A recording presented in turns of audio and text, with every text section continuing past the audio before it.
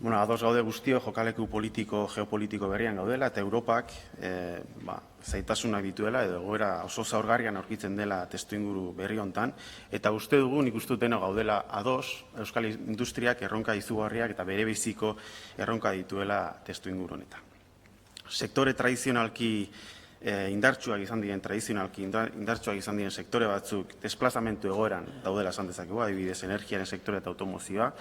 Eta testuinguru hontan, uste dut, gobernuak erabaki du industria plana konsultora bati kontratatzea, ez deritzogu onargarri testuinguru hontan maiatzera arte itxaron beharra, edo udara arte itxaron beharra, industria plan bat plantan ezartzeko. Uste dugu, momentua dela urrats sendoak emateko, testuinguruak eskatzen duela, badauzkagula hortarako gaitasunak, herri gisa, aipatu dituzu, klasterrak aipatu dituzu, nola, badukagun gaitasun hori, esperientzia, ezagutza, askotarikoa, eta uste dugu industria politikaren lidergoa gobernuak berak hartu behar duela.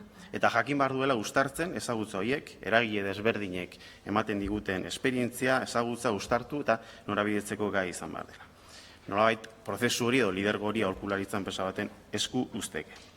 Bien bitartean, gure herriak Europaren bizortzi industrialean protagonista izan behar duela esanez entzun zaitugu.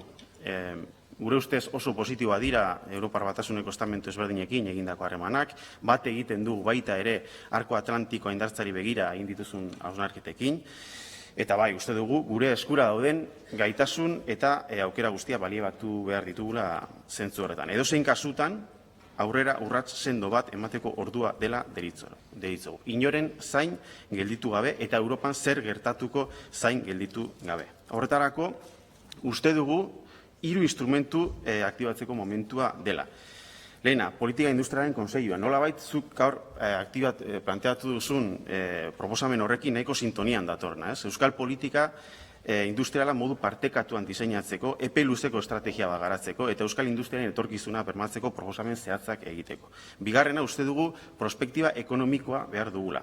Organo bat prospektiba ekonomikoa egiteko. Industria politikak eta enpresa jarduera bera bideratzeko garrantzitsuak izango diren analisiak egiteko. Besteak beste, nazioarteko joerak gure industrialean izango dituzten eraginak aztertzeko.